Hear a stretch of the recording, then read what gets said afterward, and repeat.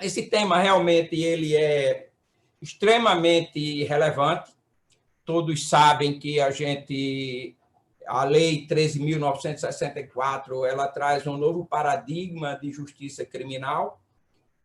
Os dois institutos relevantes de modificar significativamente o nosso sistema criminal foram o juiz das garantias e o acordo de não persecução criminal. O que de mais relevante aconteceu nesse pacote, que é uma lei que a gente tem denominado lei bipolar, né? Porque em alguns momentos ela tem um apego às questões afetas aos direitos fundamentais, enquanto em outras ela se apresenta com um viés punitivista. Eu preparei uns slides para facilitar o acompanhamento. Eu peço licença para fazer o compartilhamento. Não sei se já entrou o compartilhamento, é isso? Eu acho que vai ser melhor para acompanharem a minha exposição. Tá? Então, eu vou começar abordando a questão principal, que é quanto aos sistemas ou modelos de códigos de processo penal ou modelos de sistemas criminais. A doutrina explicita que existem os sistemas acusatório, inquisitivo, misto e adversarial. Na verdade, o adversarial ele é o sistema acusatório praticado no common law, e que é o berço do sistema acusatório. Os países filiados à família do civil law têm mais intimidade com o sistema inquisitivista ou um sistema misto. O modelo do nosso Código de Processo Penal de 1941, ele foi um modelo que a doutrina identifica como misto, mas que eu gosto de dizer que é um modelo, se ele é misto, ele é um modelo com forte sotaque inquisitivo.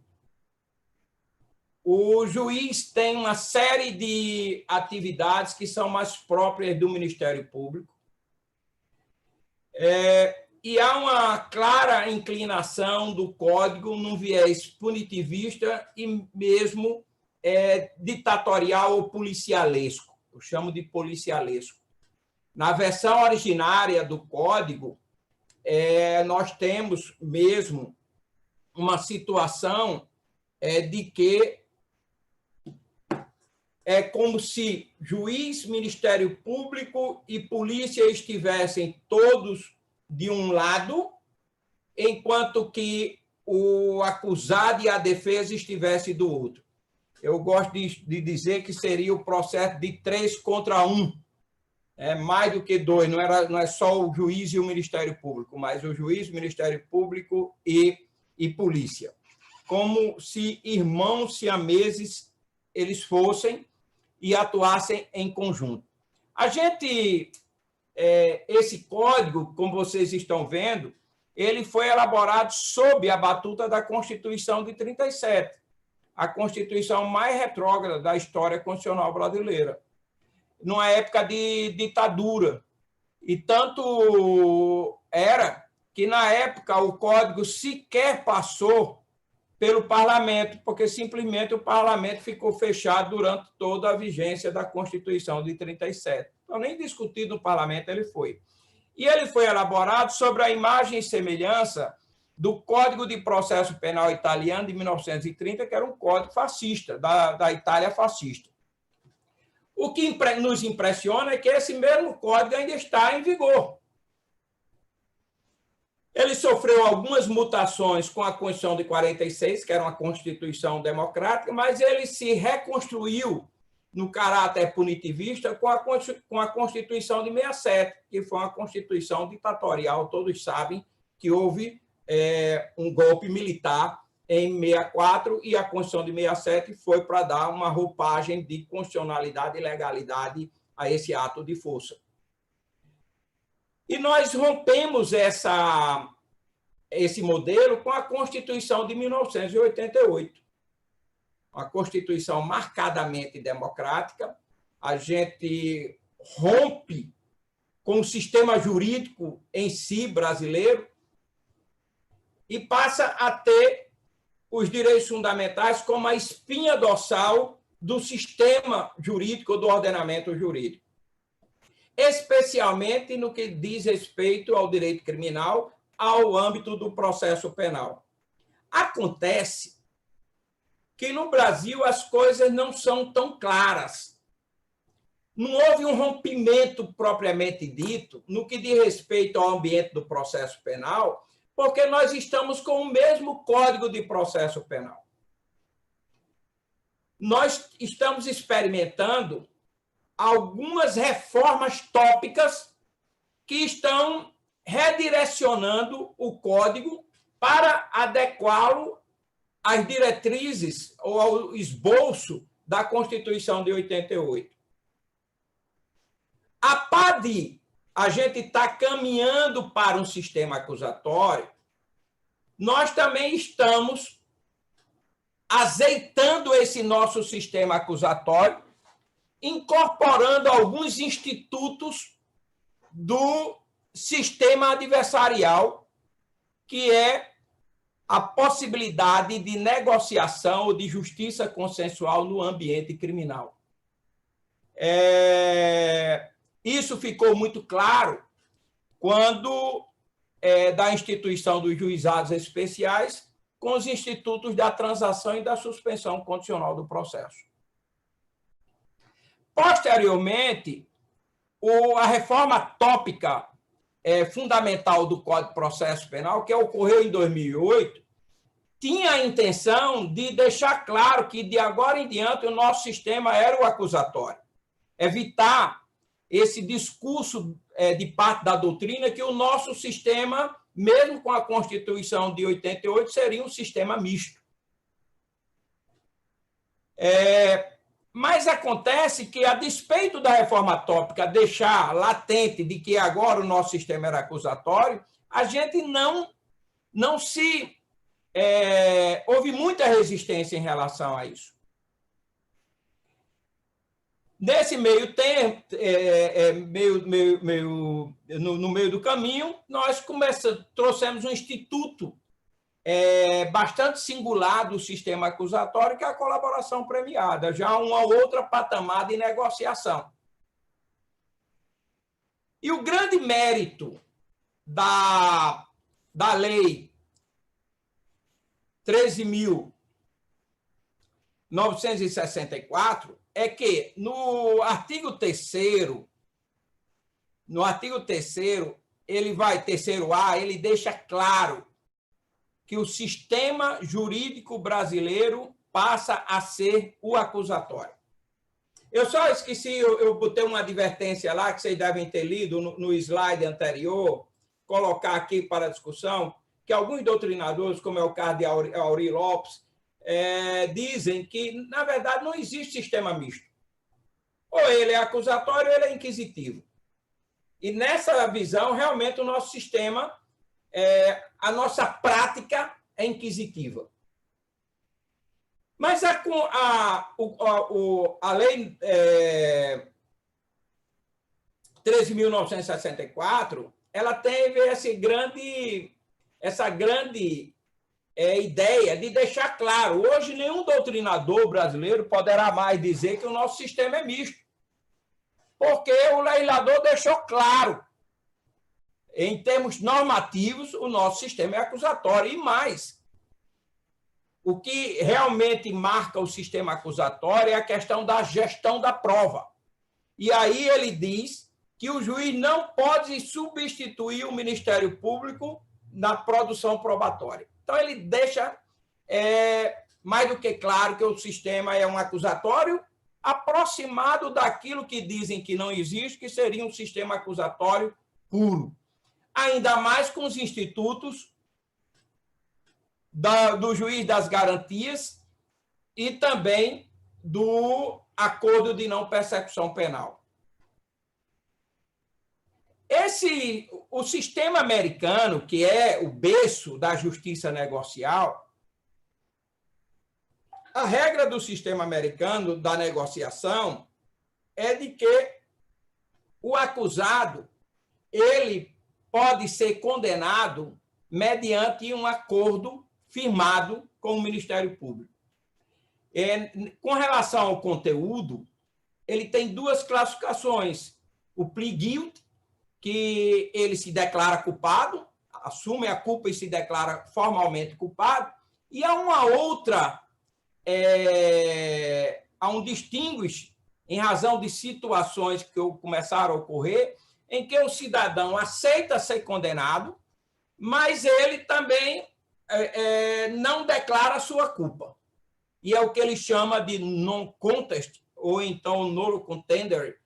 E quem assistiu aquele documentário, o caso da escada, Shark Case, lá no final, o cidadão ele aceita a condenação e deixa de recorrer quando, pelos elementos lá existentes, talvez ele conseguisse a absolvição, reverter a condenação que tinha sido atribuída a ele.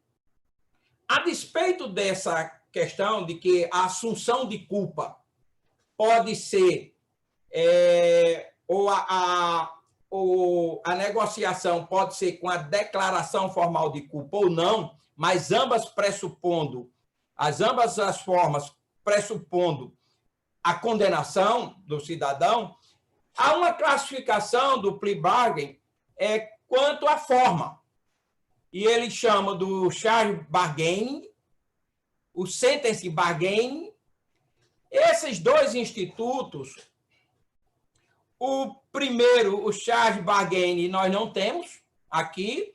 Houve uma proposição nesse sentido no pacote anticrime, mas o parlamento rejeitou.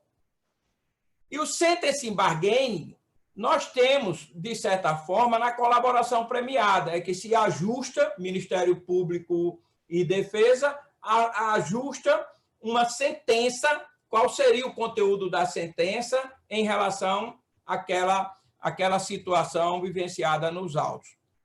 Mas, para além dessas duas modalidades, o sistema americano tem outros dois instrumentos sobremaneira interessantes, que são o Non-Prosecution Agreement, que ele é similar à transação e ao ANPP, e o Deferred Prosecution Agreement, que ele é similar à suspensão condicional do processo.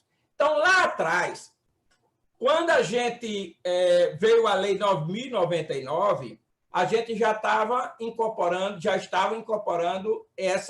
esses institutos do sistema americano. E interessante, a transação é o mesmo tipo de negociação do acordo de não persecução penal, porque com a transação também há um acordo para não ser ajuizada a ação penal. O que eu acho interessante, porque nós fomos avançando paulatinamente, ainda que o legislador não tenha programado, não tenha feito isso de caso pensado, mas, na verdade, nós fomos avançando para e passo. A gente criou uma experiência a respeito dessa transação pré-processual, de modo a evitar o ajuizamento da ação penal, e agora a gente traz uma expansão que é com a ANPP.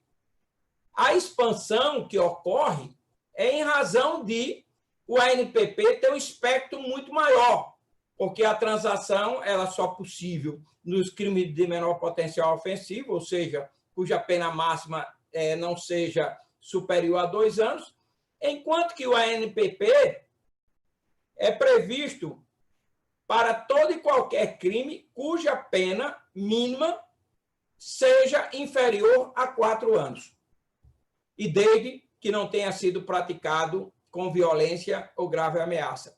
Isso faz com que, em razão da política legislativa brasileira, de que a expressa maioria dos crimes, objetivamente, possa ser resolvida pelo ANPP. Para se ter ideia, todos os crimes previstos contra a administração pública, inclusive corrupção, peculato, admitem o ANPP. Os crimes de responsabilidade de prefeito, crimes tributários, os crimes de licitação, todos eles são cabíveis porque a pena mínima é inferior a 4 anos. Geralmente, o critério do legislador, a pena mínima é de 1 ano, de 2 anos ou de 3 anos. A não ser em situações mais graves, é que esse patamar é elevado. O diferencial do ANPP no Brasil para o NPA americano, o Non-Prosecution Agreement, é que nos Estados Unidos o NPA ele aplica a pena, enquanto que no nosso sistema o ANPP não aplica a pena. Isso é uma coisa que a gente vai discutir um pouquinho mais lá na frente. Eu vou me deter um pouquinho mais nesse detalhe. E eu coloquei aí o dispositivo para a gente fazer uma discussão em cima dele. Eu chamo a atenção aí quando essa primeira expressão que está em negrito, não sendo caso de arquivamento. Lá na frente eu vou falar um pouco mais sobre isso. O outro é sem violência ou grave ameaça e pena mínima inferior a 4 anos. E também essa expressão. Há 2 expressões aqui. A primeira é poderá, ou seja, o legislador não falou deverá, falou poderá, dando a ideia de que é uma mera faculdade. E aqui ele fala, mediante as seguintes condições, não é pena. Ele foi claro aí. Veja que até a Lei 9.099 ele fala em aplicação de pena restritiva de direitos. Aqui não, ele já teve a preocupação, para evitar a discussão, de que não se trata de pena, se trata de condições. E aí, o legislador, embora ele não tenha sido mais dogmático, com apego à doutrina, mas a gente faz uma distinção doutrinária entre o que é medidas alternativas e penas alternativas. Na verdade, medidas alternativas, ela é o gênero. Elas são o gênero. Enquanto nós temos 2 espécies de medidas alternativas. As espécies são medidas alternativas propriamente ditas ou medidas restritivas. Ou seja, isso não é pena. Enquanto que as penas alternativas, elas são penas substitutivas da pena privativa de liberdade. Pressupõe uma sentença condenatória. As medidas alternativas propriamente ditas ou medidas restritivas, elas não pressupõem culpa, elas não pressupõem condenação. Que é o que ocorre na transação, é o que ocorre na suspensão condicional do processo e é o que ocorre na ANPP, no ANPP, no Acordo de Não Persecução Penal. Ali não há aplicação de pena, não há julgamento, a sentença do juiz ela é meramente homologatória.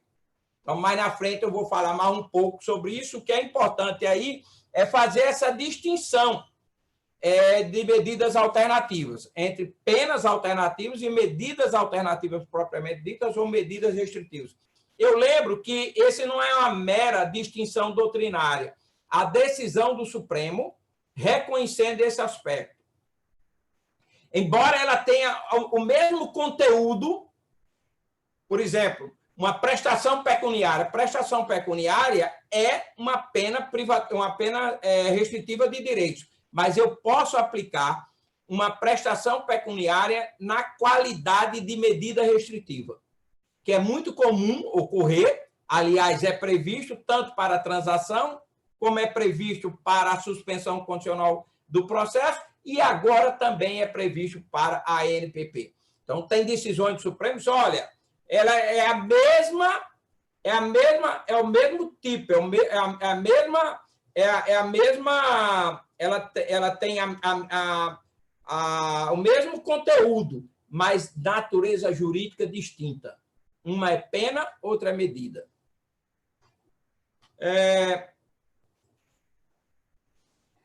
E o que é o ANPP? Essa é uma coisa interessante. O legislador não disse, mas até toda aquela discussão a respeito da colaboração premiada, a própria Lei 13.964, ela cuidou de dizer lá que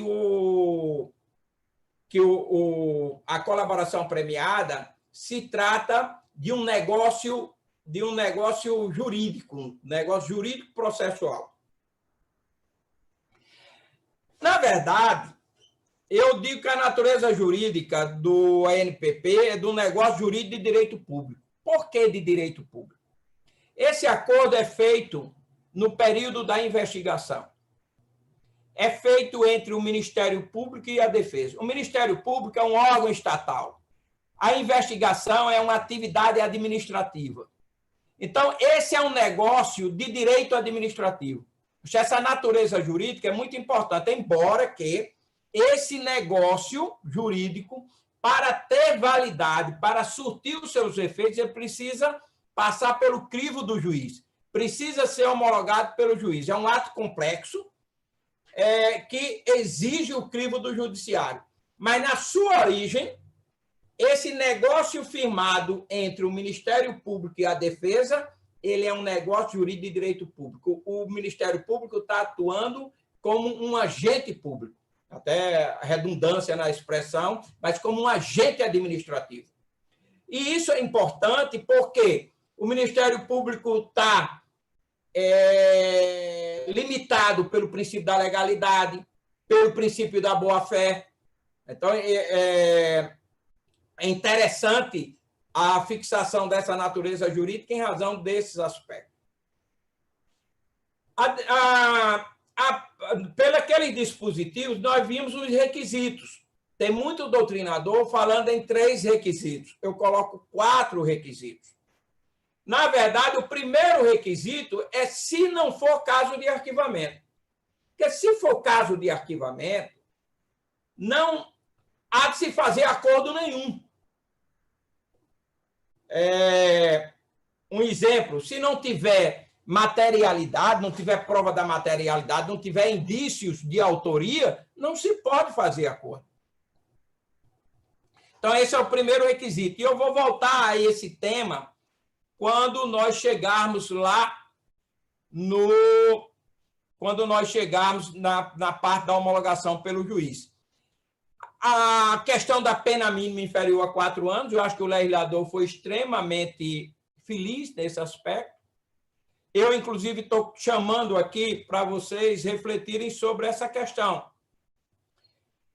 O plea bargain nos Estados Unidos, historicamente, mais de 90% dos casos são resolvidos por meio do plea bargain no âmbito dos Estados Unidos. Quem assistiu aí o documentário A 13ª Emenda, viu a crítica ao plea bargain, porque ele dá um empoderamento muito forte ao Ministério Público, e à primeira vista a gente pensa que essa justiça negocial ela seria mais complacente, mas naquele documentário são mostrados dados estatísticos de que 97% da população carcerária americana, que é a maior população carcerária do mundo, mais de 2.300.000 presos, 97% é oriundo de plea bargain, ou seja, condenação a partir da negociação. Então, o plea bargain no ambiente dos Estados Unidos ele é extremamente punitivista.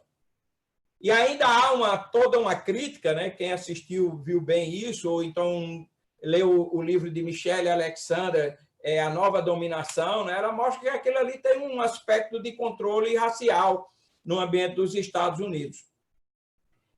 Mas da forma como foi feito no Brasil, cabe lembrar que o ANPP não é condenação. Então, não vai ter nenhum caso de ninguém ir para o cárcere de alguém ir para o cárcere no ambiente brasileiro por causa do ANPP. Porque o que ele pode ajustar são condições e nenhuma delas importa em prisão, até porque não tem condenação. Essa é a grande vantagem no nosso sistema da introdução desse instituto. E mais, como a pena mínima prevista, como o parâmetro de pena é a pena mínima inferior a 4 anos, a expressa maioria dos crimes vai ser possível, pelo menos no aspecto objetivo, de se propor o ANPP. Então, é possível que, em pouco tempo, o sistema jurídico brasileiro, em relação à jurisdição criminal, a gente experimente uma mudança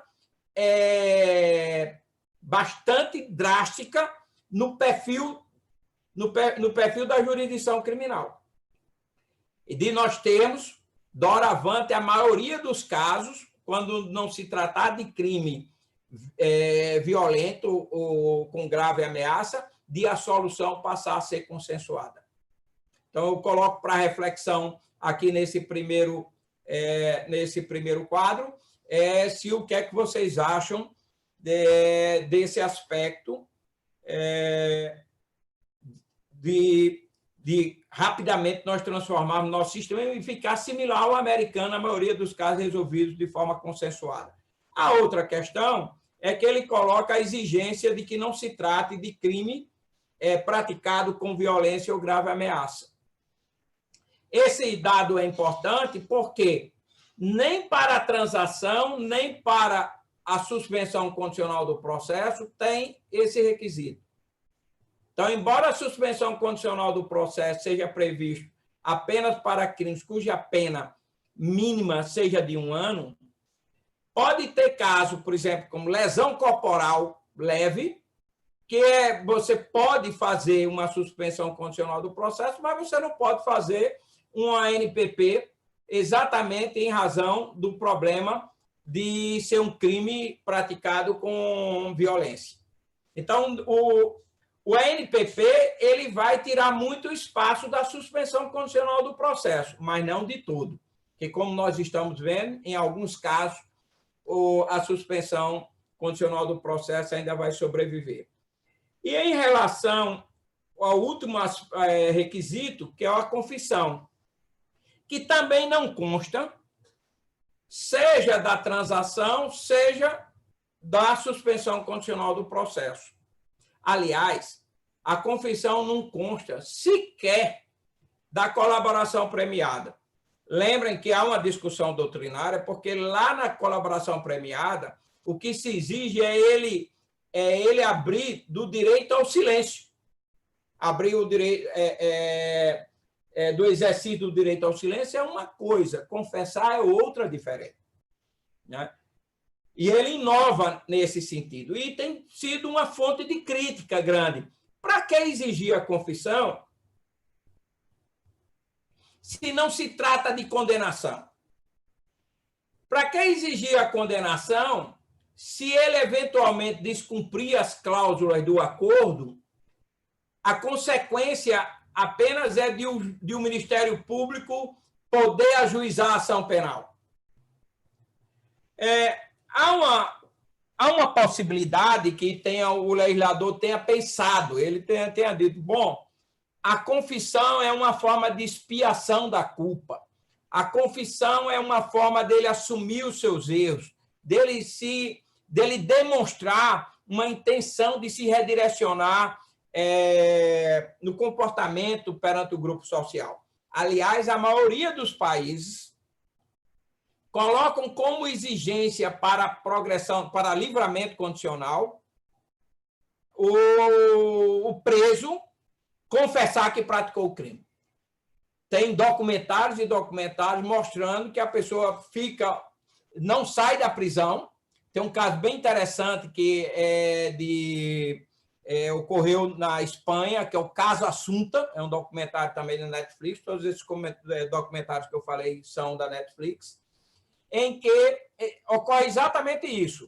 O cidadão já teria, no aspecto temporal, o direito a livramento condicional, mas há exigência de que ele confesse o crime. E ele diz que não vai confessar um crime que ele não praticou, que ele se acha inocente. E aí ele continua na prisão. Então, tem esse aspecto, mas está sendo extremamente discutida essa questão da exigência da confissão, e por isso eu também estou colocando para vocês refletirem.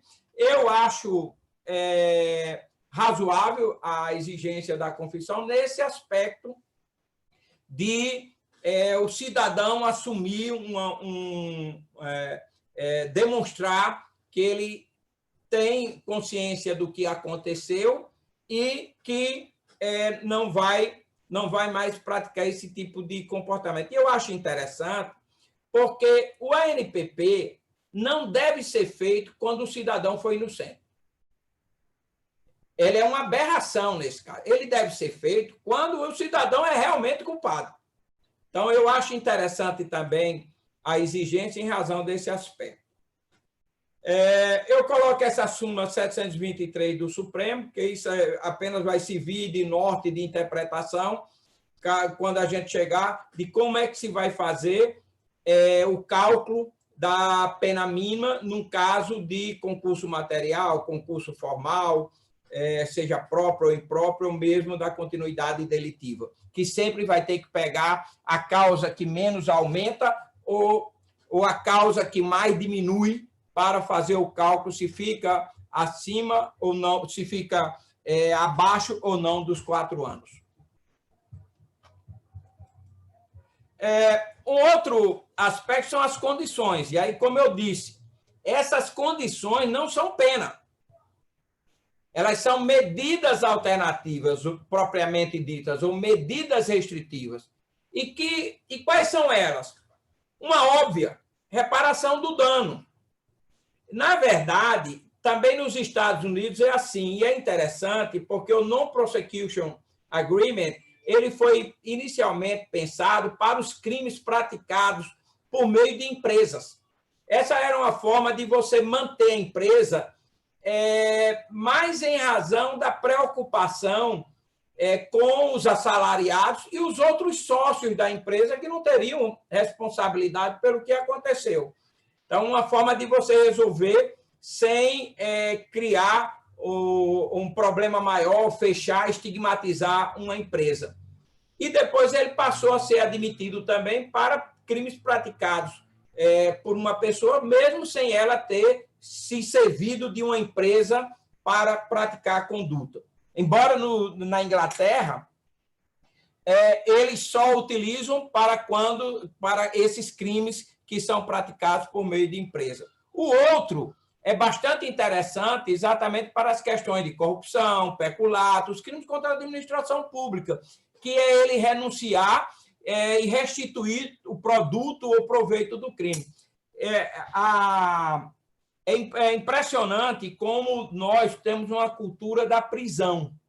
Então, quando eu estou discutindo isso no ambiente, geralmente o pessoal diz, olha, a lei ela é paradoxal, porque a lei foi dito que o pacote anticrime tinha como vertente combater a criminalidade organizada, a criminalidade violenta e a corrupção. Mas como é que ele vai prever o ANPP para o crime de corrupção? Mas a corrupção que ele quer combater com maior rigor é a grande corrupção.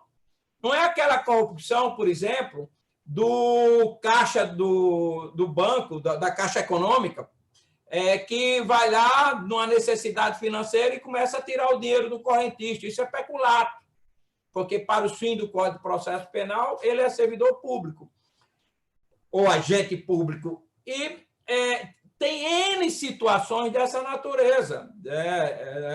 No dia a dia forense, nós temos N situações dessas. E é para esses casos. Né? Mas só que o cidadão não pode ficar com enriquecimento ilícito e em detrimento da administração pública. Então, esse dispositivo ele é extremamente salutar em razão disso.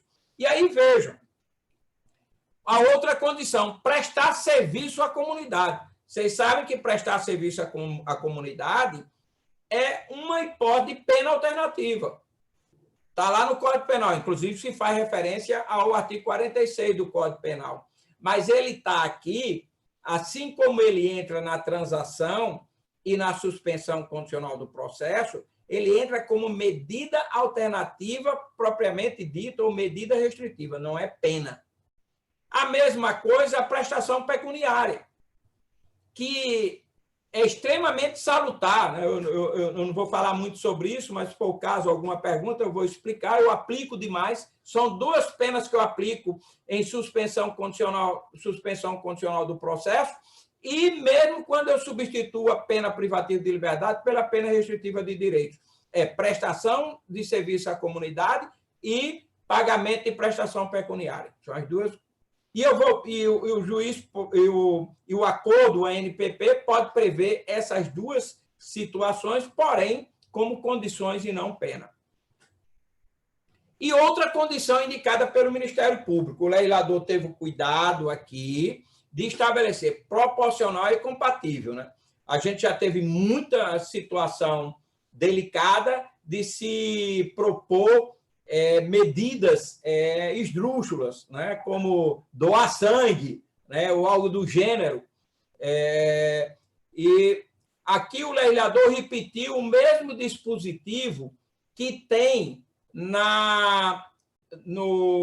para a suspensão condicional do processo, que diz que o juiz pode colocar outras condições. Aqui é o Ministério Público, porque ele está num viés acusatório. Não é o juiz quem coloca as condições, é o Ministério Público. O juiz pode entender que essa condição ela é desproporcional, ela é incompatível, ela é ilegal, mas não impor nenhuma condição, né? Porque isso é próprio do sistema acusatório. E o Supremo, a doutrina, né, sempre defendeu isso, e o Supremo chancelou o entendimento que outras condições, o juiz pode colocar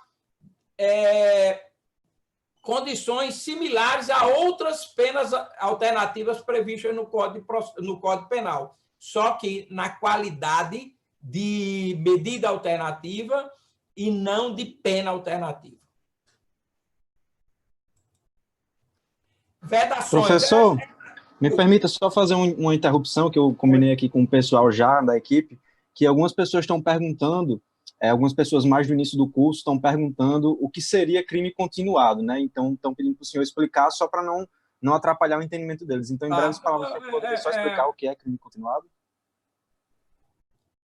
O crime continuado é uma técnica legislativa, isso foi uma política criminal de estabelecer que quando um crime é praticado, as condutas são praticadas de forma sucessiva, pelas condições de tempo, lugar, dá a ideia de que um é continuidade do outro, ao invés de você punir por diversos crimes, você aplica a pena de um crime, e podendo e colocando a causa de aumento prevista em lei. A história do crime continuado era para evitar que houvesse a pena capital quando havia a repetição da prática de crimes. E depois ele permaneceu como uma técnica legislativa. Por exemplo, um caixa de banco. O caixa de banco que mensalmente fica tirando o dinheiro de um correntista. Em rigor, cada vez que ele tira o dinheiro, ele estaria praticando um crime de furto ou peculato, dependendo qual for a condição dele. Mas, em razão da continuidade do mesmo modus operandi e das condições de tempo e lugar, há de se entender que um crime é a continuação de outro. Na verdade, não seria suficiente ele praticar apenas uma conduta. Então, ele praticou uma série de condutas. Isso é uma ficção legal, porque, na verdade, são vários crimes, mas, por ficção legal, entende-se que ele praticou uma única infração e aplicando a causa de aumento, que vai de 1/3 a 2/3. De 1/6 a 2/3. Bom, vou voltar aqui. Ainda das vedações. aí tem essa parte complicada aí do inciso 2º, a gente não entende o que é que ele quer dizer propriamente. Porque ele fala quem for praticante de conduta criminal habitual, isso é complicado, o que é um famoso criminoso habitual, reiterado ou profissional. Eu prefiro fazer uma interpretação dizendo o seguinte, que ele quis juntar tudo para dizer a mesma coisa. É aquele cidadão que reiteradamente pratica crimes. Eu acho que a essência da compreensão é essa. Embora que o legislador deveria ter feito a mesma coisa que ele fez na suspensão condicional do processo, se os antecedentes, as circunstâncias pessoais, a forma como foi praticado o crime, as consequências do crime, seria melhor, porque, ainda que a doutrina tenha críticas a esses conceitos, eles estão também lá no artigo 59, quando é da dosimetria da pena, a gente já tem uma certa diretriz do que é que isso significa. Mas o mais complicado aí, para mim, é quando ele faz, exceto se insignificantes as infrações anteriores. Ora, insignificante, o que a gente conhece é o princípio da insignificância. E o princípio da insignificância quer dizer que o crime não existiu, porque ele não atinge o bem jurídico protegido pela norma. Então, o legislador aí foi de uma atecnia exagerada até. Né? É óbvio que ele não quis se referir a... Ele quis dizer que se os crimes lá não foram não forem relevantes, o certo aí era ele colocar se o crime for de menor potencial ofensivo, se o crime for culposo, mas não, ele colocou insignificante. Aí o que é danado insignificante, porque o que a gente conhece de insignificante é de exculpação, o Instituto de Exculpação, ou melhor, de descriminalização. Os dois outros, o terceiro e o quarto, especialmente o terceiro, ele consta também na suspensão condicional do processo e na transação. Para evitar que uma pessoa fique sucessivamente sendo beneficiado por esse tipo de acordo. O acordo é uma chance. Olha, de agora em diante você vai se endireitar. De outra vez você não tem mais direito ao acordo. Mas isso tem um espaço temporal. E aí ele estabelece 5 anos, que é um espaço temporal bastante razoável.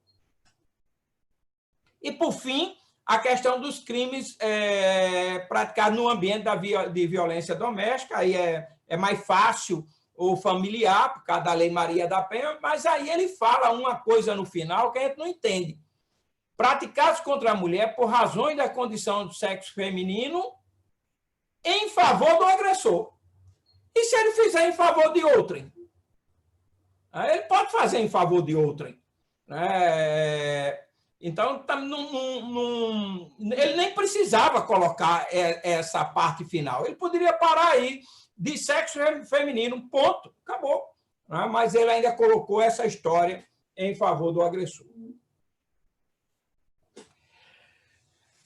Agora, a fase pré-processual, que é onde se dá a negociação do Ministério Público, e aí é um problema, porque o legislador ele praticamente não disse absolutamente nada. Ele foi extremamente infeliz nessa parte. Como a lei não falou nada, eu entendo que, tirando o que há de tirar, se aplica o que veio na Lei 2.850, especialmente que veio com a Lei 13.964. Por exemplo, a questão da assistência do investigado. O acordo não pode ser tratado do Ministério Público com o investigado. Necessariamente, desde o início, ele tem que estar assistido por um advogado, que é o que consta da Lei 2.850. A outra coisa é a cláusula de confidencialidade. Vocês vejam que isso deu muito problema no acordo de colaboração premiada, e a nova lei, a 13.964, veio para dizer, olha, começou as tratativas, já está na confidencialidade. Até a abertura pelo juiz. E mais, eu acho que a questão do ANPP não tem sentido de abrir essa confidencialidade. Vai abrir essa confidencialidade para quê? Na colaboração premiada tem sentido, porque ele vai ser um instrumento para obtenção de prova. Mas na NPP, não. Então, para mim, aplica aí a cláusula da confidencialidade, mas não da abertura da confidencialidade após o ajuizamento da ação, que, no caso, não tem nem ajuizamento da ação. A gente poderia, por analogia, dizer, não, então, a partir da homologação pelo juiz,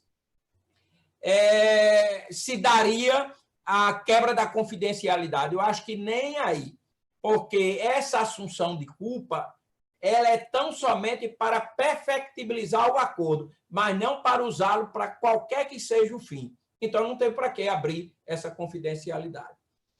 A outra coisa, ele não fala da documentação,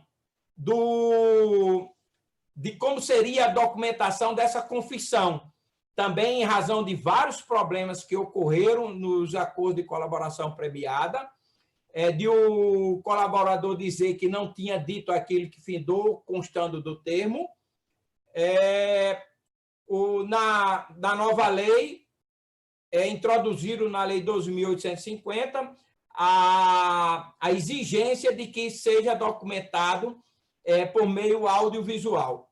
Eu entendo que esse dispositivo também se aplica aí em relação à confissão para fim do ANPP.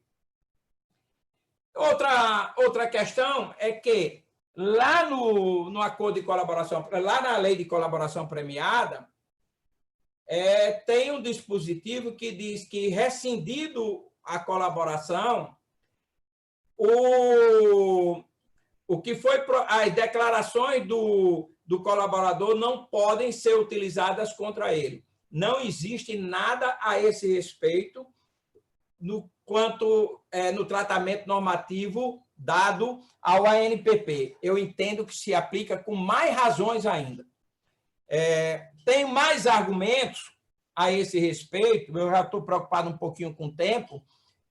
Se for nas indagações, eu explico um pouco mais a razão desse meu entendimento. Eu falo no princípio da boa-fé, o fair play. O fair play ele é inerente.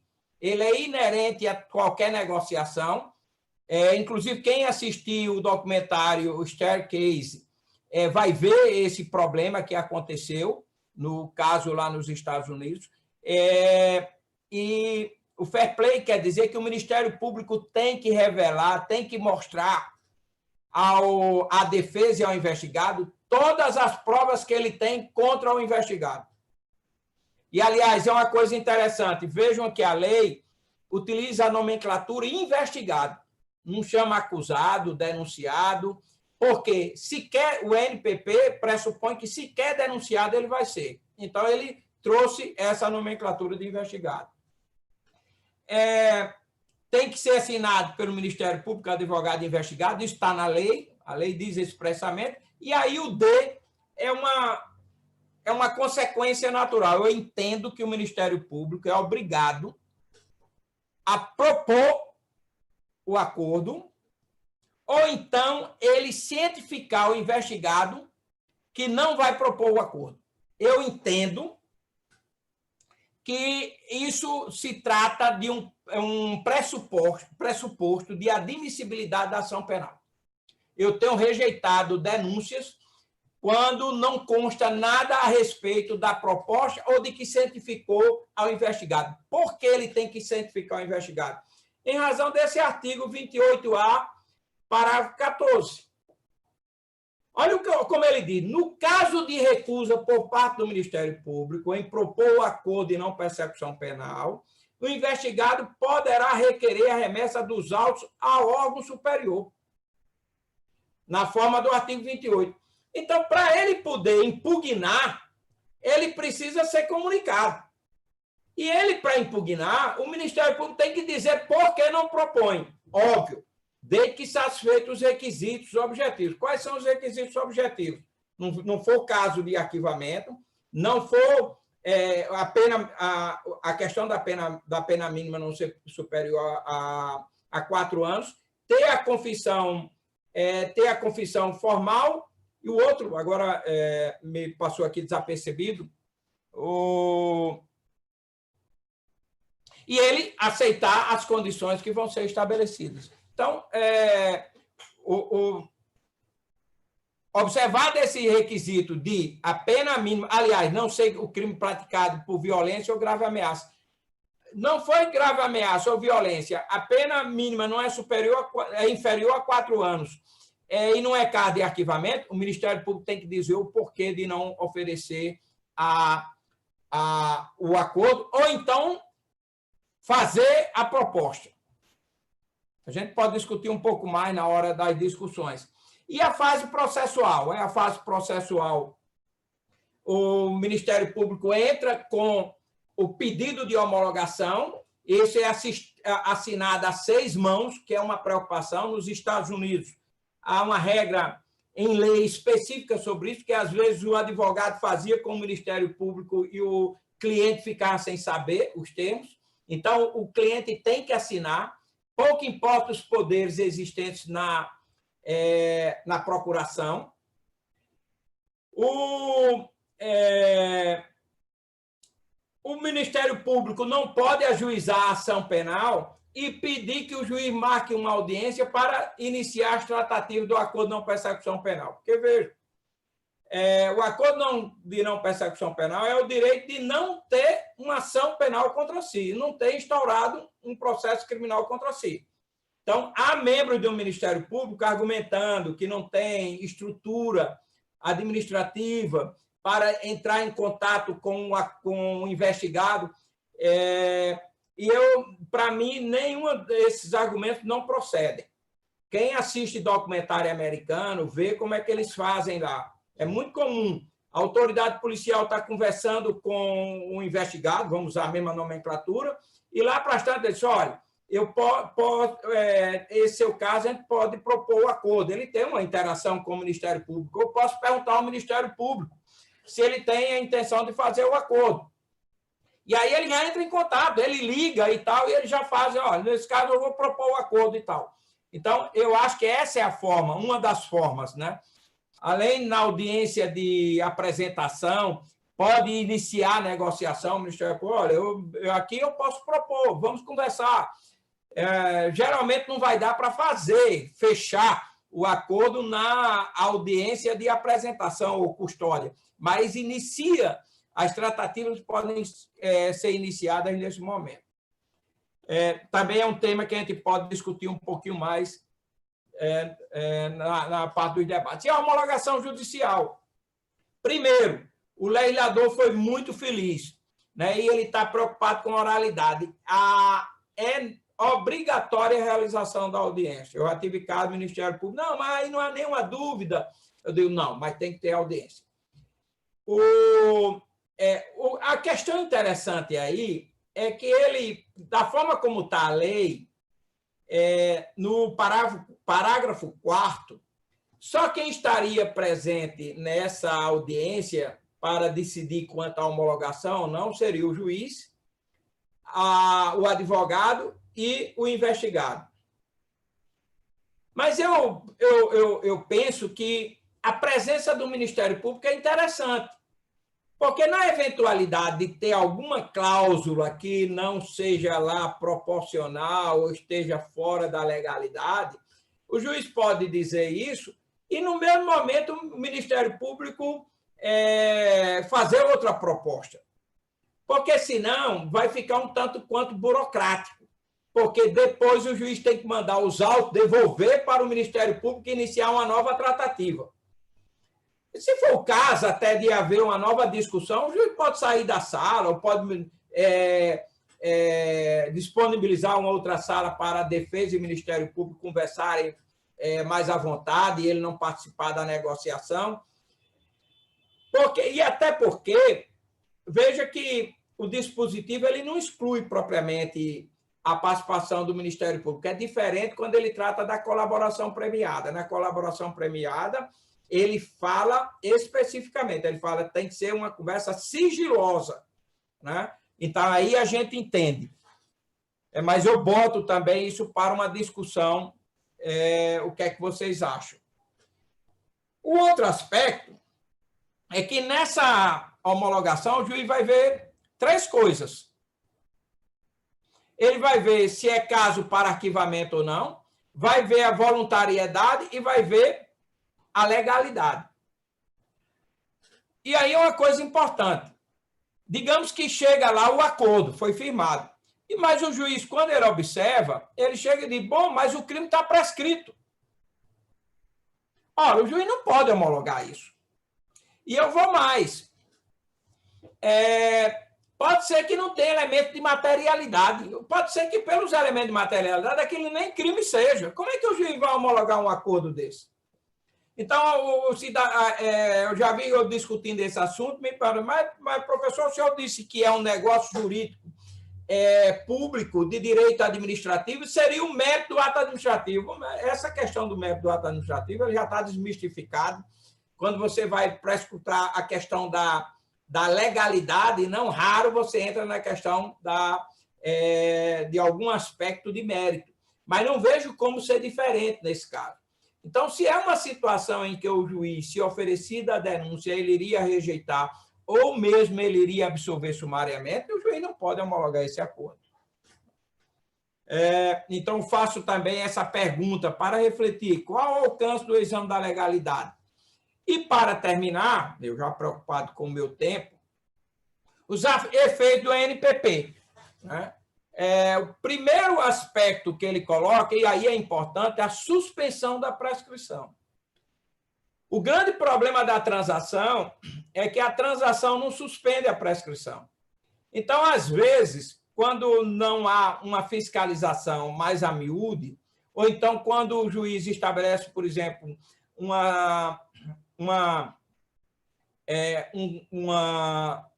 o cumprimento de uma medida de 2 anos ou 3 anos, se o cidadão descumpre, a consequência seria o Ministério Público fazer o ajuizamento da ação. Só que, não raro, quando ele vai ajuizar a ação penal, o crime já está prescrito.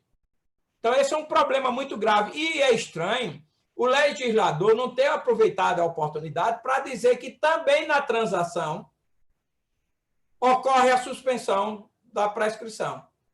Mas, pelo menos, ele botou em relação ao ANPP. Ele não diz a partir de quando seria essa suspensão, mas, seguindo os outros dispositivos do Código Penal, eu chego à conclusão de que o momento é a publicação da decisão que homologa a suspensão ou que homologa o ANPP. A outra questão importante dos efeitos é o artigo 28A, parágrafo 3º, ou 13º, o 13, parágrafo 13, é que, cumpridas as condições, o juiz julga extinta a punibilidade. E aí eu quero chamar a atenção, porque essa súmula 18 do STJ, inclusive, ela está superada. Porque depois dessa súmula, na reforma de 2008, a extinção de punibilidade passou a ser prevista como hipótese de absolvição sumária. Se ela é absolvição sumária, então a sentença que declara extinta a punibilidade, ela é uma sentença absolutória. E aqui é o ponto dolens do sistema do ANPP do sistema brasileiro. É porque, com a sentença, ele é declarado inocente. Ele é absolvido. Né? Isso é muito importante além de não ser condenação, ela não é meramente declaratória, ela é absolutória. A sentença final, a primeira é de homologação, mas a segunda é de extinção, que corresponde à absolvição por uma questão de política legislativa do sistema jurídico brasileiro.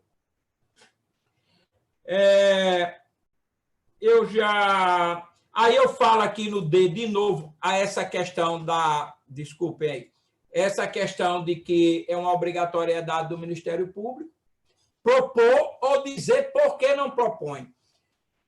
Eu entendo que tanto a transação quanto a suspensão condicional do processo é um direito subjetivo da pessoa que pratica o crime. Só que essa não foi a diretriz seguida pelo legislador. O legislador está dizendo o seguinte: olha, se o Ministério Público não propuser o acordo, ou se ele recusar o acordo, você pode impugnar. Mas impugnar a quem? Ao órgão revisor do Ministério Público. O juiz não tem nada com isso. Eu critico a escolha do legislador, mas foi o que o legislador fez. E o próprio Supremo, apreciando a suspensão condicional do processo, ele firmou entendimento de que a suspensão condicional do processo é um poder-dever do Ministério Público. Eu prefiro usar a expressão dever-poder. Mas esse poder-dever é apenas no sentido de que ele tem que dizer as razões pelas quais não faz a proposta. Então, ele não é meramente discricionário, como eu vou propor ou não vou propor. Ele não pode fazer isso, ele tem que fundamentar, ele tem que argumentar. Embora que essa argumentação não passe pelo escrutínio do juiz, né? A não ser o juiz, no sistema anterior, né, quando a liminar de fluxo for revogada, o juiz poderia utilizar o artigo 28, mas se resolvia de toda sorte no âmbito do Ministério Público. Agora, como é um sistema acusatório, ele deixa o juiz fora dessa e diz: é investigado, você pode impugnar diretamente perante o órgão revisor do Ministério Público, mas não perante o juiz. E outra, a última, que para mim é bastante interessante, é que o ANPP, a competência é do juiz das garantias, certo que está suspenso. Mas observem, qual é a razão de ser do juiz das garantias?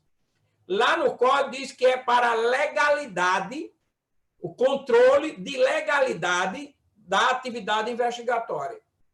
E no que diz respeito ao NPP, o juiz está preocupado com a paridade de armas. O Ministério Público tem um empoderamento nessa relação. E ele está para proteger os direitos fundamentais do investigado e para evitar um acordo leonino. Ou seja, se eventualmente não houver elemento de materialidade ou indício de autoria, o juiz não deve fazer, porque isso é um acordo leonino. Se, por outro lado, houver alguma cláusula exorbitante, o juiz também não deve homologar essa cláusula. Ele pode até excluir essa cláusula. Tá? Então, essa ação do juiz na homologação, ela é da mais alta relevância para evitar que o Instituto passe a ser como uma espécie de contrato de adesão, com o Ministério Público estabelecendo todas as cláusulas e o cidadão aderindo por um empoderamento eventual que o Ministério Público possua em razão desse aspecto. E, com isso, eu finalizo, né? Eu espero que não tenha passado muito para a gente poder ter o espaço para um debate mais aprofundado. Obrigado. A gente aqui agradece, professor Walter. Olha, eu estava acompanhando aqui algumas interações no nosso chat aqui do YouTube e foi sucesso, viu? Muitas perguntas super interessantes. Os nossos mediadores já estão aqui a postos com elas na ponta da língua. Só lembrando que a gente acabou de colocar no chat o formulário de inscrição, tá bom? De inscrição não, perdão, para certificação e confirmação de presenças. Então, as pessoas já podem ir aí acessando, mandando as suas perguntas e ouvindo e preenchendo esse formulário, ok? Sem esquecer que nesse formulário também tem acompanhado um feedback, que é super importante para a gente ter um feeling do que vocês estão sentindo, de como está sendo o nosso evento para vocês. Então, preencha um feedback também, que é ótimo para a gente. Vamos de pergunta? Matheus. Boa noite a todos. Nossa primeira pergunta, ela foi da doutora Cibele Benevides, que é procuradora-chefe da Procuradoria da República do Rio Grande do Norte. E ela gostaria de saber, professor Walter, o que o senhor pensa sobre a confissão circunstancial na ANPP e se não queria o legislador dizer confissão circunstanciada em vez de confissão circunstancial. Tá. Com certeza. Primeiro, agradecer à doutora Cibele por estar assistindo aí. Doutora Cibele foi uma das alunas mais brilhantes que eu tive, né? E também fico muito feliz porque ela seguiu a área do processo penal. Tem um livro que é referência nacional, Colaboração Premiada, né? É um livro de referência de todos, né? Eu coloco na minha bibliografia sempre. E, sem dúvida, ele quis colocar mesmo circunstanciada. Essa é a ideia, né? Que já constava da forma como foi disciplinada pelo CNMP o acordo de não persecução penal. Avançando um pouquinho no que a doutora Cibele colocou, tem sido muito discutida essa questão se o acordo for descumprido em razão de falta cometida pelo investigado, se o Ministério Público poderia usar essa confissão quando ele ajuizar a ação penal. Eu entendo que não. Lá na Lei 2.850 tem expresso em relação à colaboração. Só que, no caso do Joesley, passou-se a dizer, porque realmente a lei não é clara, que não pode o Ministério Público se valer daquelas declarações na hipótese de ser desfeito o acordo, mas não em razão de falta cometida pelo colaborador. Quando se trata de falta cometida pelo colaborador, que é o caso do Joesley, aí poderia utilizar. Mas o Supremo ainda não definiu essa matéria, inclusive está aí, está na ordem do dia para entrar para se fazer a discussão. Até pensei que era essa semana já esse assunto. Mas acontece que, em relação ao NPP, a gente tem uma singularidade a mais. Eu tenho que entender aí o todo da reforma, vamos chamar de reforma. Eu chamo reforma tópica, teve a primeira fase, a segunda, agora é a terceira. Essa terceira fase da reforma tópica é que está dito, né, que, a não ser o que seja prova irrepetível, ou aquelas provas que são produzidas em razão de determinação judicial, elas não valem para o processo. Não podem nem ser juntadas, né? Elas têm que ficar lá com o juiz das garantias. E porque, na verdade, tudo que diz respeito à produção de prova por meio oral, isso não é prova. Por meio oral não é prova. Isso é elemento informativo. Então, o que vale é uma confissão que seja feita na esfera judicial, no processo de conhecimento, e não na fase preparatória, ainda que aconteça lá com o juiz das garantias. Então, eu acho, primeiro, realmente ele quis circunstanciadamente. E mais, a própria lei, ela fala duas vezes no descumprimento. Isso está no parágrafo 10 e no parágrafo 11. Ele diz: descumpridas quaisquer das condições estipuladas no acordo de não persecução penal, o Ministério Público deverá comunicar ao juízo para fim de sua rescisão e, posteriormente, oferecimento da denúncia. Ponto. A lei fala novamente no descumprimento, no 11, o descumprimento do acordo de não persecução penal pelo investigado também poderá ser utilizado pelo Ministério Público como justificativa para o eventual não oferecimento de suspensão condicional do processo. Ora, por que o legislador não disse que aquela confissão poderia ser usada pelo Ministério Público? Ele em nenhum momento. E aí eu vou pela questão da legalidade, né, principalmente quando é para fazer uma interpretação contrária em relação ao investigado, ao acusado, que esse é o sistema garantista, quer queira, quer não, esse é o nosso sistema, né? Eu concordo com ele, mas mesmo quem não concorda, mas aí eu tenho que fazer a interpretação, né? Foi a escolha do Constituinte em tempos que a gente está, né? Vamos cumprir a Constituição, né?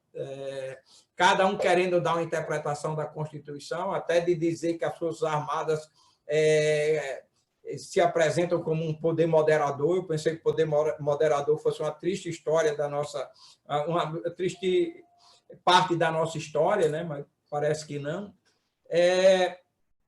Mas então eu acho que não tem como usar essa confissão feita na fase do processo, na eventualidade de o investigado descumprir qualquer cláusula. Mas, com certeza, esse vai ser um assunto bastante debatido e, obviamente, vai se resolver quando chegar lá no Supremo.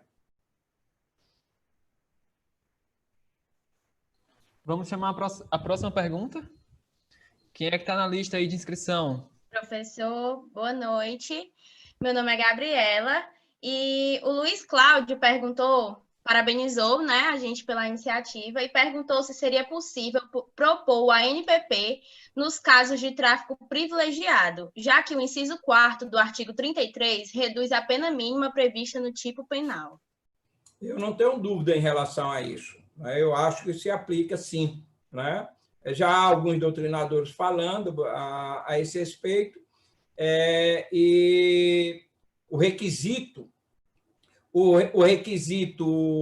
objetivo se aplica e não dá para entrar na vedação de dizer que ele é criminoso habitual ou reiterado, a não ser que tenha efetivamente situação. Ele foi pego uma primeira vez, foi pego a segunda vez, uma terceira. Aí você entraria nas vedações de ordem pessoal, né? Porque ali são os requisitos subjetivos.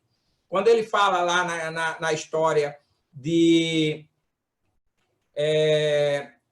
criminoso habitual, reiterado ou profissional, ele está nos requisitos subjetivos, né?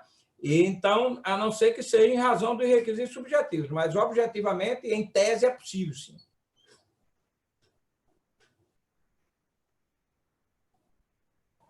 Então, já podemos ir para a próxima pergunta? Foram muitas participações, viu, professor Walter? Você vai passar a noite respondendo a pior coisa para o expositor professor. é terminar e ninguém ter pergunta, porque aqui ninguém gostou, né? Sinal de que o pessoal gostou mesmo. Ou pelo menos suscitei dúvidas, né? Sim. Isabel? Boa noite, professor. Boa noite, professor galera.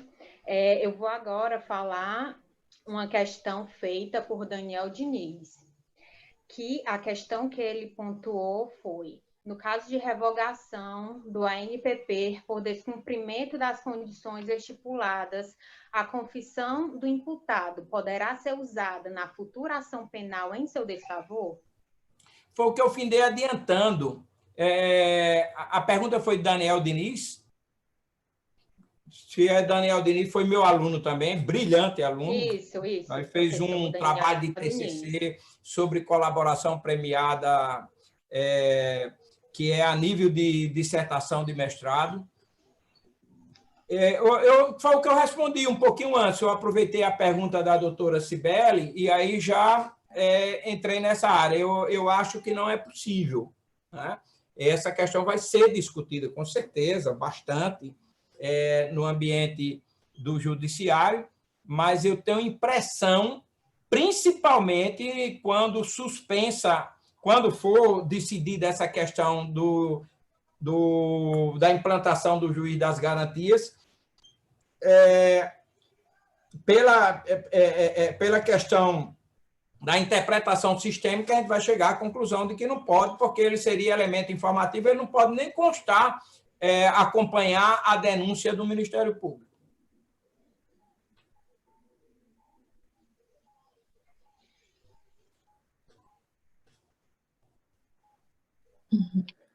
Boa noite, professor. A próxima pergunta é de Wilton de Medeiros Lima.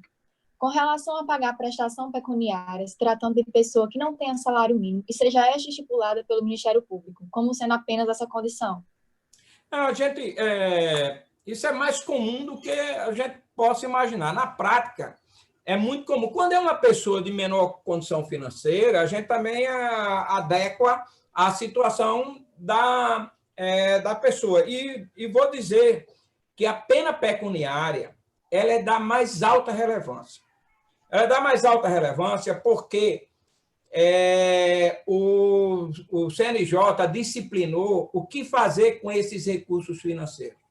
Por exemplo, na Justiça Federal, nós temos umas entidades filantrópicas que são cadastradas, elas são cadastradas para que elas fiscalizem o cumprimento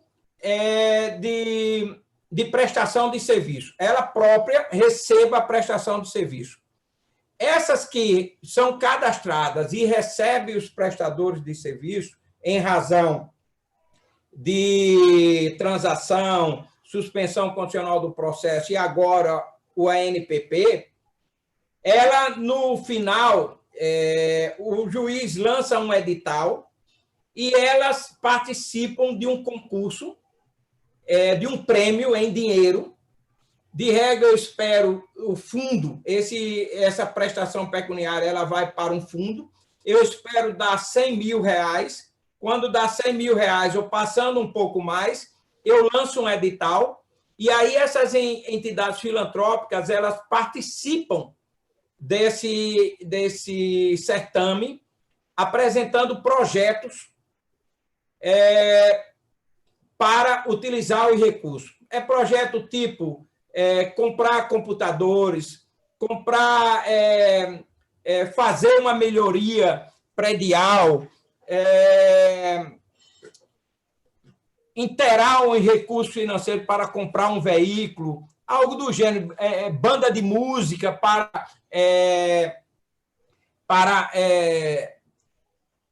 cursos de pessoas carentes e tal. E é uma satisfação quando a gente vai entregar esses prêmios.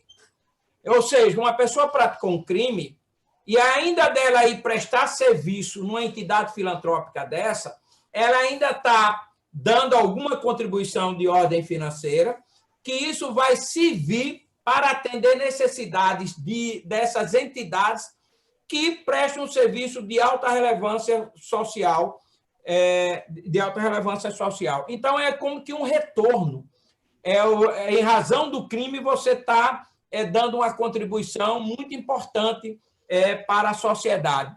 Então, mesmo quando se trata de uma pessoa de menor condição financeira e o juiz coloca um valor compatível com a possibilidade de pagamento, isso é muito bom.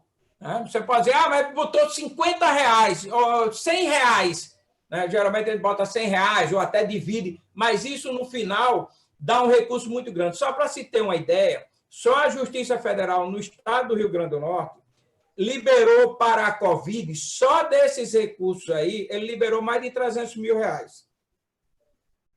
para o governo do estado. Então, isso tem relevância, é muito importante. Essas duas medidas, que também são penas alternativas, elas são da mais alta relevância o juiz aplicar, principalmente numa ANPP. É por isso que é importante que o Ministério Público esteja presente naquela hora da homologação. Pode ser que o cidadão diga, olha, eu findei aceitando esse valor, mas eu não vou ter condições de pagar. Aí o juiz vai dizer, bom, então eu vou mandar voltar agora para você conversar de novo com o Ministério Público. Vai ter uma perda de tempo enorme nisso. Se o Ministério Público estiver presente, já é mais fácil. O juiz diz, negocie novamente aí. Ajuste um preço que ela tenha condições de pagar. E o Ministério Público, especialmente o Ministério Público Federal, eu sei que o estadual também, mas ele é muito sensível nisso. Geralmente, nos casos em que é cabível, a transação, a gente faz transação em mais de 90% dos casos. Nos casos que é cabível suspensão condicional do processo, a gente faz muito mais de 90% dos casos. Geralmente, transação não se faz quando é crime ambiental, porque ele tem uma complexidade maior.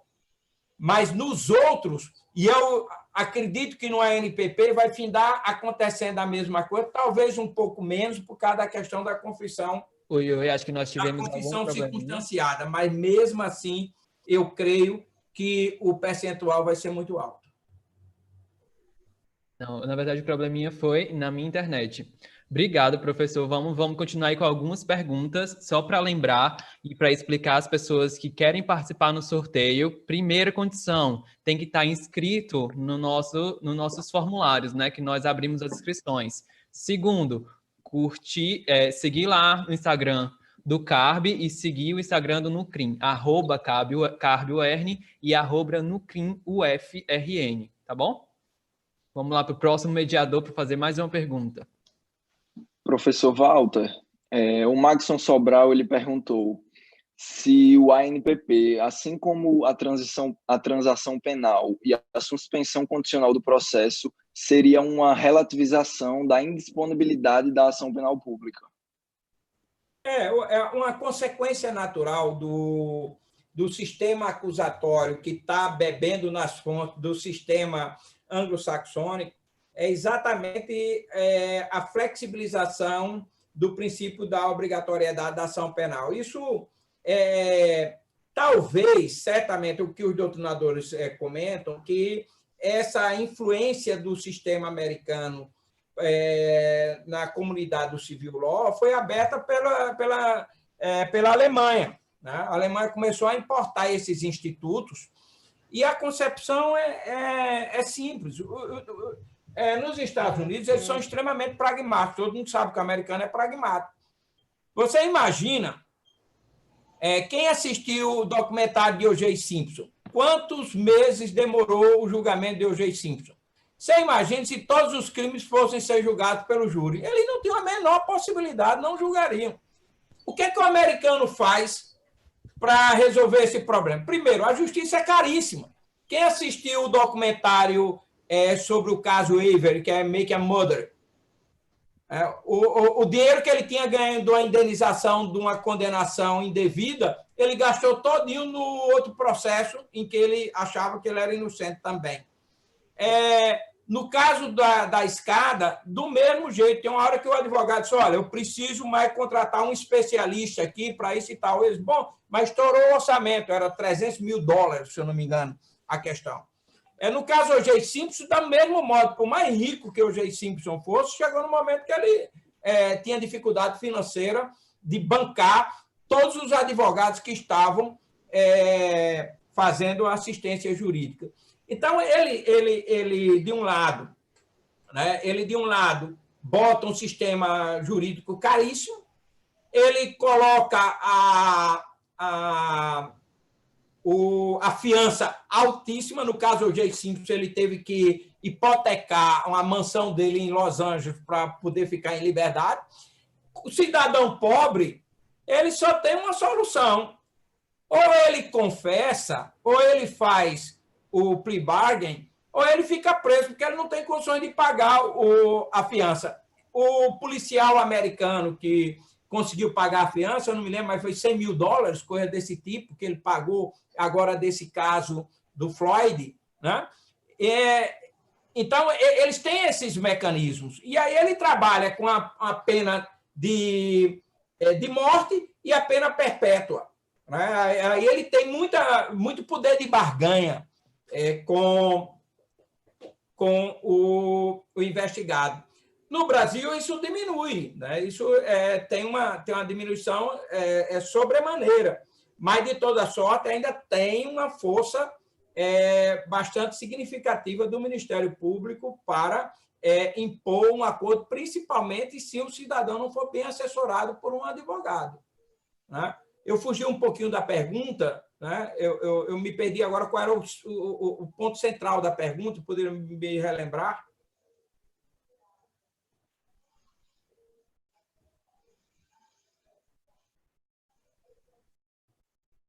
Pode me relembrar aí o ponto central da pergunta? Só para A pergunta era se o ANPP, assim como a transação penal e a suspensão condicional do processo, seria um caso de relativização da indisponibilidade da ação penal pública. Então, isso. E olhe que o nosso sistema já vem flexibilizando há muito tempo. A transação é a suspensão condicional do processo da mesma sorte, entendeu? E eu acho interessante que a gente vê uma evolução gradativa. É como eu disse, certamente o legislador não pensou em fazer essa mudança paulatina do nosso sistema, mas, na verdade, a gente está indo para passo. E tem uma outra coisa interessante que eu vi.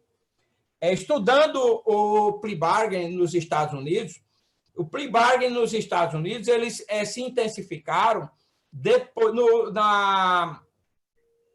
século XIX, e depois da Guerra Civil, porque eram tantos casos, houve uma demanda massificada perante o judiciário que eles não tinham como atender todos esses casos. E aí eles resolveram fazer a negociação, sem lei, não existia lei.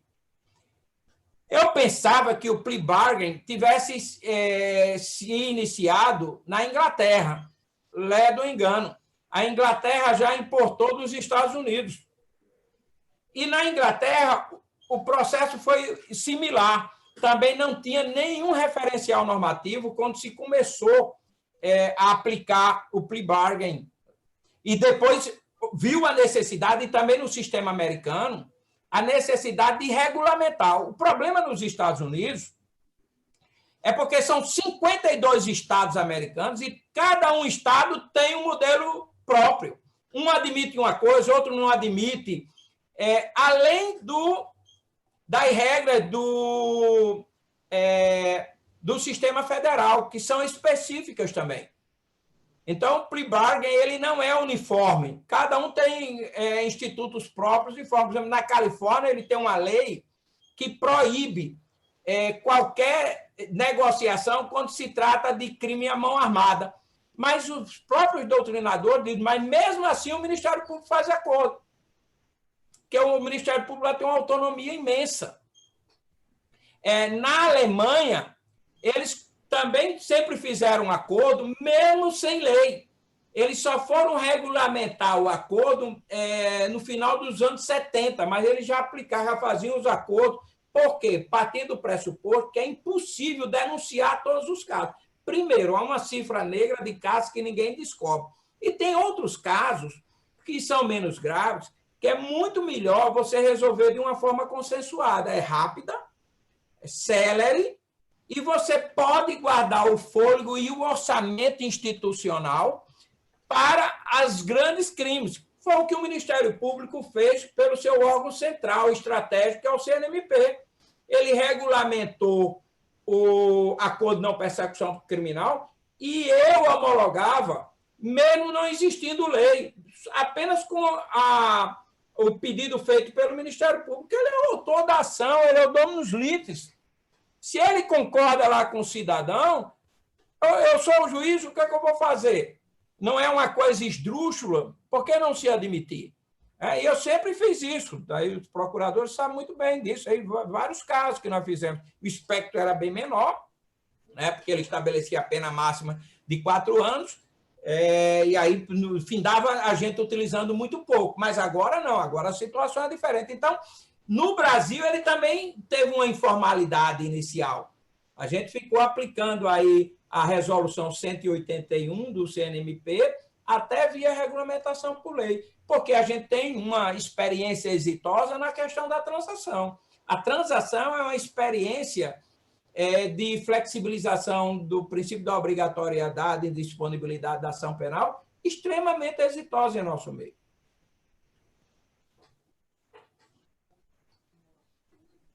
Muito bom, professor.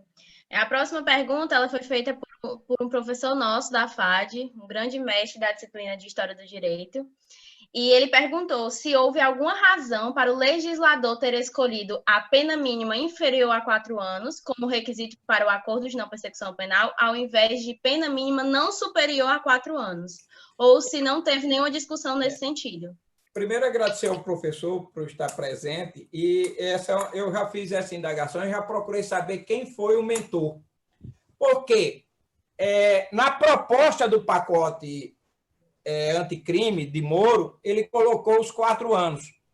Eu participei de uma discussão na Infam e de uma comissão da AJUF, e a gente discutiu muito isso. E o grande problema, quando você botava 4 anos, por exemplo, que a gente tem o estelionato, aí o estelionato na Justiça Federal sempre ficava fora. E disse, olha, a gente tem que fazer uma forma de colocar o estelionato aí.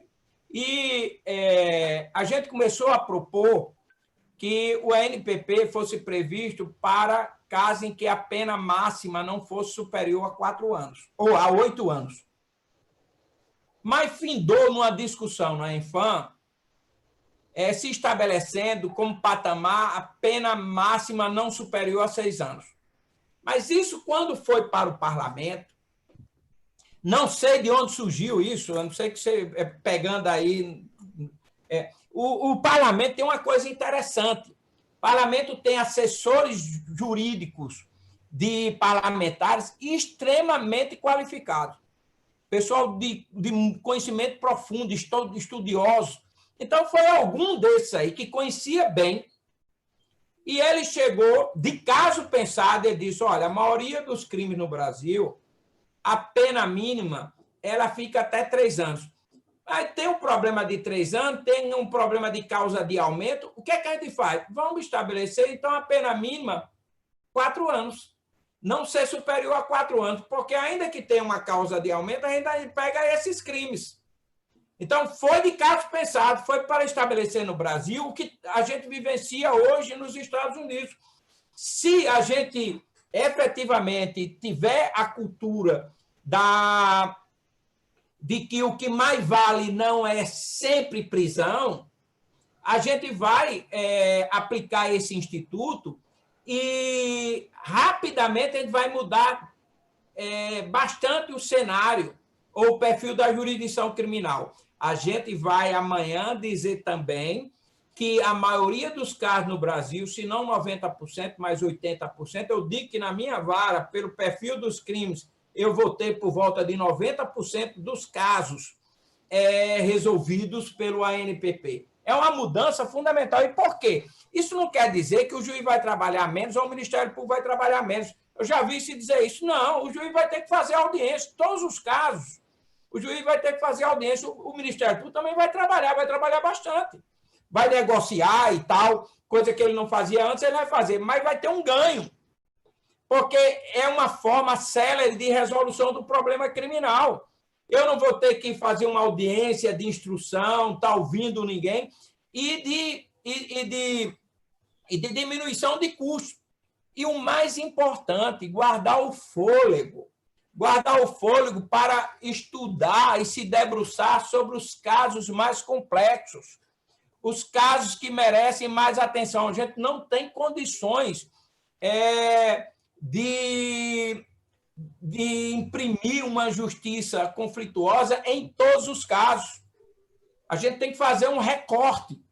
E eu acho que esse recorte que foi feito em relação à ANPP foi bastante inteligente e vendo o cenário brasileiro. É como eu disse aqui, vou repetir aqui, todos os crimes contra a administração pública, eles se inserem no ANPP. Professor.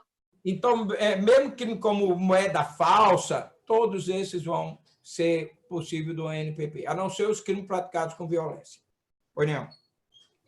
Professor, a próxima pergunta foi feita por Ciro Alexandre e Vitor Silva, que é em relativo ao ANPP na ação penal privada. A pergunta é: como ocorrerá o ANPP na ação penal privada e se seria interessante a participação da vítima na negociação? Eu acho o seguinte, sabe? Eu acho que na ação iniciativa privada, se quer fazer acordo, eles fazem acordo, acabou-se. Não precisa. É aquela coisa que tudo eu tenho que levar para o judiciário. Na iniciativa privada, na questão da ação iniciativa privada, eu não preciso ir lá no judiciário, não. Agora, você pode conjecturar que aí ele quer aplicar umas condições dessas. Foi uma coisa que eu não falei aqui, que tem um outro problema do legislador. O legislador, apesar de ter dado um tratamento de medida, de meras condições, ele diz que, firmado o acordo, o Ministério Público pega os autos e entra com a execução no juiz da execução. Executar o quê? E no juiz da execução, e eu tenho dificuldade de entender isso de uma questão de iniciativa privada. A iniciativa privada, eles se resolvem lá. Eu não preciso levar isso para o judiciário. Eu acho que nos Estados Unidos não tem ação de iniciativa privada. Para começo de conversa, eu entendo que a ação de iniciativa privada ela é inconstitucional. Eu defendo isso no meu livro. Não defendo de hoje, eu defendo de há muito tempo. Porque ela não tem sentido. Um processo penal democrático, ele só pode ingressar como crime se ele for de interesse social, interesse da comunidade em geral, e por se ele é de interesse da comunidade em geral, ele é tratado como ação de iniciativa pública ou mesmo condicionada à representação. Aí ainda vai, mas de iniciativa privada não tem sentido e quebra uma garantia importante num processo penal democrático, que é a questão da atuação como titular da ação penal de alguém que não tem o interesse pré-concebido na condenação, porque o Ministério Público ele não tem esse interesse, ele é parte, mas ele, se o cidadão é inocente, ele tem que pedir, ele não deve denunciar, né? Porque ele estaria praticando um desserviço para a sociedade. Então, a iniciativa privada, eu acho que a gente querer aplicar uma coisa que ela não foi pensada para isso. Não tem nem o que se pensar a esse respeito. E mais, no projeto de Código de Processo Penal aprovado no Senado, que está aí para ser discutido pela Câmara dos Deputados, ele extingue a ação penal de iniciativa privada. Então, podem até querer, eu sou contra, eu acho que não tem sentido nenhum.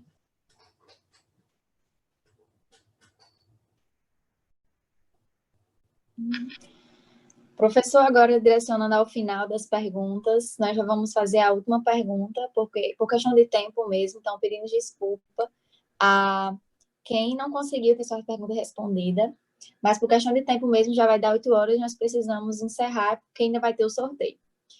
O Caio Vanucci perguntou, esse dever de oferecimento do MP quanto à NPP também se aplicaria à colaboração premiada? E queria também que o senhor abordasse algumas linhas gerais da colaboração premiada no Brasil. Não, eu não entendi direito.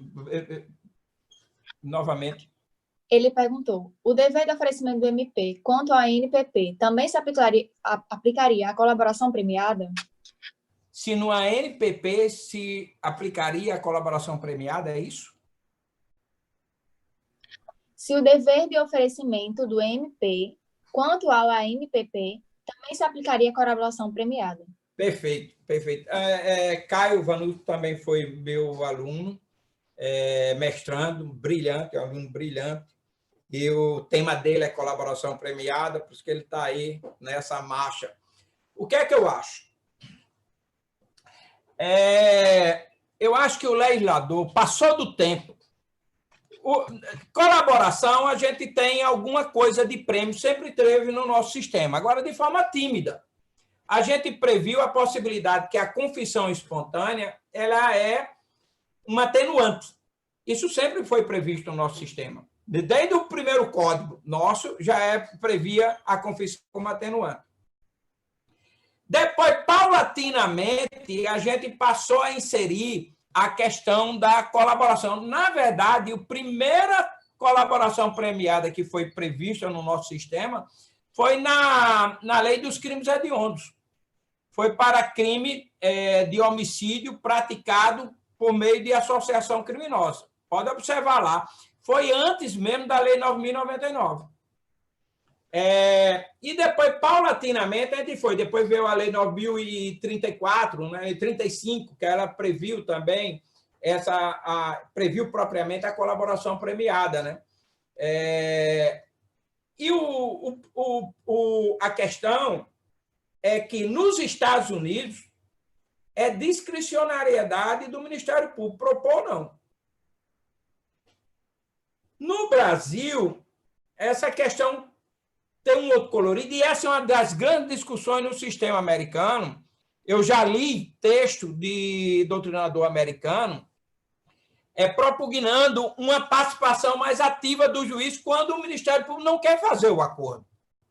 Porque finda sendo uma coisa desigual, principalmente nos Estados Unidos, porque passa a ter uma desigualdade de tratamento em razão da raça. Sabe que nos Estados Unidos é muito complicado. Então, geralmente, quando é um negro, dependendo dos casos, não se propõe acordo, ou então um acordo extremamente leonino, e aí o cidadão não faz. É por isso que também se diz que tem uma taxa de encarceramento do negro muito maior do que o branco, porque o branco ele fica fazendo acordo, porque os acordos são a proposição e também a proposição em condições bem mais favoráveis do que aquelas quando se trata do negro. E aí se quer uma intervenção do juiz, de, olha, num sistema acusatório como o americano. O que eu defendo, e a Associação de Juízes Federais, que eu presido a comissão, propôs ao parlamento, é que constasse um dispositivo dizendo o seguinte, que nos casos em que o cidadão quiser colaborar com o Ministério Público, mas o Ministério Público não quiser, e mesmo assim o cidadão colaborar, o juiz, na sentença, reconhecendo a colaboração, pode reduzir a pena de 1 a 2 terços, ou de 1 terço a 2 terços, pode substituir a pena privativa de liberdade por uma pena restritiva de direitos, tratar como se fosse uma confissão, colaboração, mas não apenas como atenuante, mas como causa de diminuição de pena, ou mesmo a possibilidade de mutação de pena. E aí a gente resolveria o problema. Eu acho que a gente poderia fazer a mesma coisa no NPP, por exemplo. Então, eu vejo de fácil, quando eu falava, eu particularmente fui contra o plea bargain da forma como foi proposta pelo ministro Moro. Eu até brinco, olha, tem que tropicalizar esse plea bargain, que consiste no plea guilty, ou seja, dele assumir a culpa, de colocar uma pena em razão dele ele se considerar culpado. Porque acho que aí necessariamente teria que prever uma hipótese em que o cidadão queira colaborar com relação a assumir a culpa, e aí, ao invés de ser uma mera atenuante, ela seria uma causa de redução de pena, ou mesmo uma causa de substituição de pena privativa de liberdade por pena restritiva de direitos. E a gente resolveria esse problema. Agora, da forma como o NPP foi tratado, não dá para defender que o ANPP seja um direito público subjetivo do investigado. Porque, quando muito, ele pode se contrapor a essa recusa do Ministério Público perante o órgão revisional do Ministério Público, e não perante o juiz. E não tenho dúvidas, pelos precedentes do Supremo e do STJ, que esse vai ser o entendimento do Supremo. Perfeito, professor Walter. Incrível, né? É uma temática que vai rendendo outros temas que estão ali super alinhados, e se deixar, a gente vai fazer um grande curso e não um mini curso. Mas a gente vai encerrando as perguntas por aqui. Se o senhor tiver alguma consideração a fazer sobre a participação, sobre o convite, está aberto. Mais uma vez, agradecer o honroso convite, também a participação de todos. Bom rever alunos. Eu, pelo menos sabendo que eles estão participando, já recebi várias mensagens aqui, vendo ao celular, né, para discutir um assunto tão importante, e, mais uma vez, enaltecer a iniciativa de vocês, né?